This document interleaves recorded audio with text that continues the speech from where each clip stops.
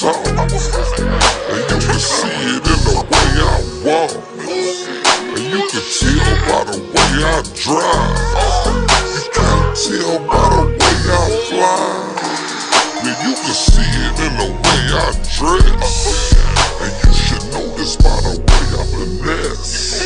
Or you can see it way before I come. Ain't gotta say where I'm from, don't act dumb, I'm from Oakland.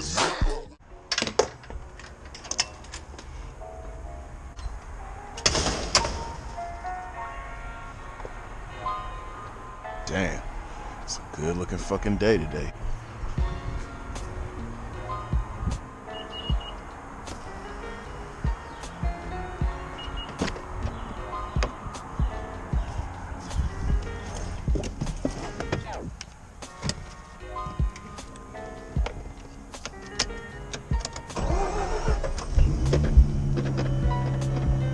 Yo, good morning. What up, though? It's actually not 5:16. It is actually like 8 or 9 or something like that. I don't know.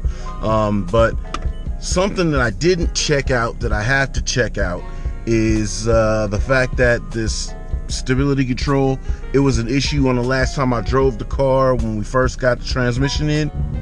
One of you in the comments helped me figure out how to recalibrate that, so it's recalibrated. Something that we didn't check out, which I'm very sure that some of y'all want to know as well, is does it swing though?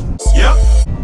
We never figured out if the transmission and clutch is gonna hold like we want it to, and we gotta cut a rug in this thing, man. We gotta see what really goes on, if she's even capable to do what we want it to do.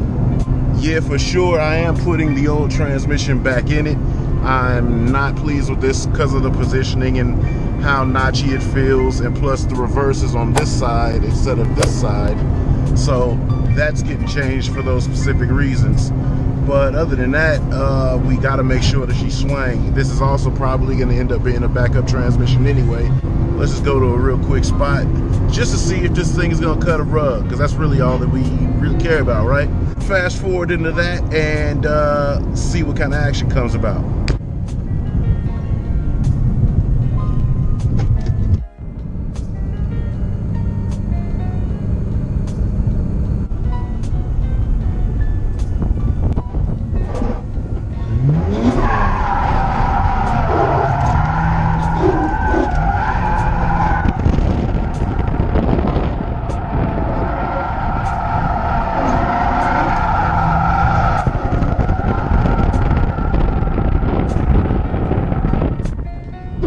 Yeah, she still does work.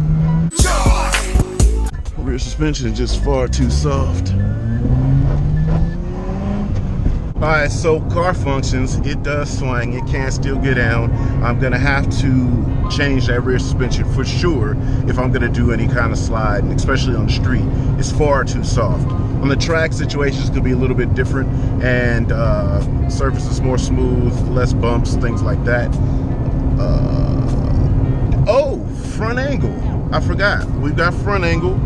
That felt pretty cool. It did get bound up in a certain place, but I feel like I still gotta quote unquote massage that metal in a little bit more so I can utilize the angle without hitting and rubbing it full lock. But pretty much impressed with what I've just seen right there. I feel like the subtle changes that we've made to this car is gonna make it that much better.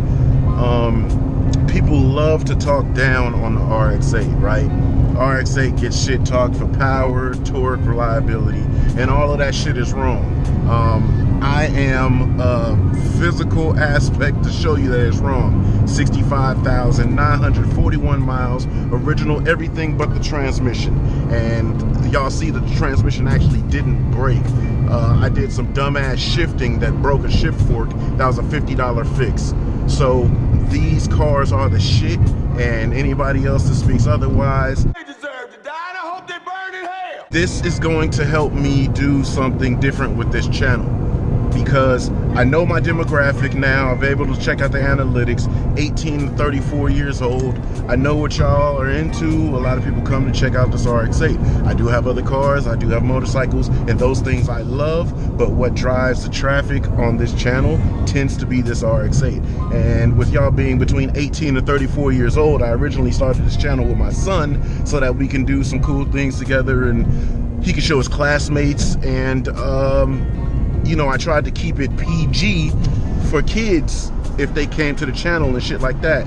But man, fuck that. Ain't no kids been coming to the channel because obviously the demographic is 18 to 34. So it's 18 to 34, y'all know what y'all getting into. So I'm obviously make this channel suit us better. And I say us because fuck everybody every fucking Sunday. This is why I ride the motorcycle a lot. I live next to an amusement park. It's the summertime and people do this dumb shit just for one lane. For one lane over there, they lock up this whole motherfucking road.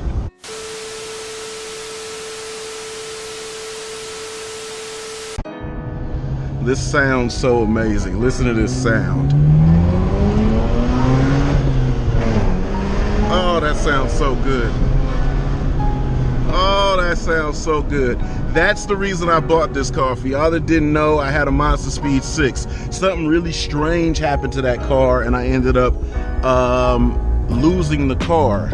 Not like losing it as I lost it where my car go. Dude, where's my car? Losing it as in the motor got hydro locked. But the dealership saw I keep my mileage low. I had that car for about 3 years and I only had about 20,000 miles on it, if that. So they brought the car back and said, we'll take it and we'll give you something else. Whatever you want to drive, we'll get you in it. He dumbass ran the stop sign. So I said, okay, whatever I want to drive, huh? They're like, yeah, Jalen was a little bit older. I didn't really need back seats like that. So I say, okay, I want an RX8 if y'all have the R3 model. And they didn't have it, but they found one and said, hey, we'll get you this car if you go up to Oregon and get it. So I went up to Oregon and got it. Now, it looked amazing. Yo, that's like the mini bike that I got Jalen. We got a project going. Jalen's got a mini bike. His uncle's building it for him. And then when we get the mini bike back, Jalen's gonna paint it and get it how he wants it. And then we're gonna mob. Anyway, back to the story. I went up to Oregon. I picked up this car. I like how it looked, but I wasn't sold on the performance.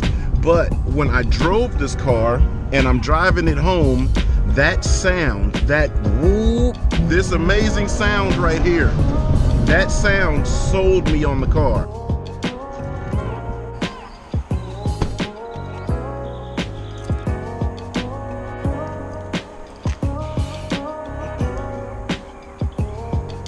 I drive on 245s in the rear, 235s in the front.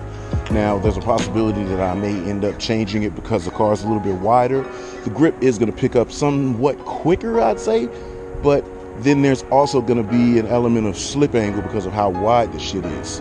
A few more things, it's going to be where it's at, but my main thing is get it back one color so I could drive it around without trying to tuck off and hide because it looks crazy like this. And obviously the AIDS patient paint, the sun always passes over this side of my house, so this is why this side of the car got so badly beaten. When I lived in Richmond, this didn't happen. My car would sit outside all day, never been garaged, always been driven, and when I wasn't driving it, riding motorcycles or driving my truck, it just sat. And this never happened.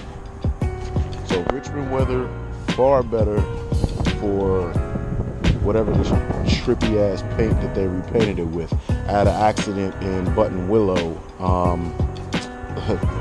literally when the car was brand new. When that stability control came on, it made the car spin and I couldn't change the direction of the steering wheel because the electronic steering tightened up, so car went into a wall.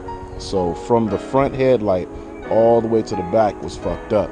The body shop I took it to color matched everything from the front to the back and up there on the roof and on the trunk. As you can see, those are all the bad fucking AIDS looking areas. So I've been plagued with that, and this sun has exposed it.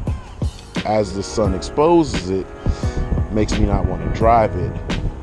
But now, I'm gonna rock it. So, a few more things to come. Just wanted to do a real quick drive, and we had to see if it swung. So, real quick vlog.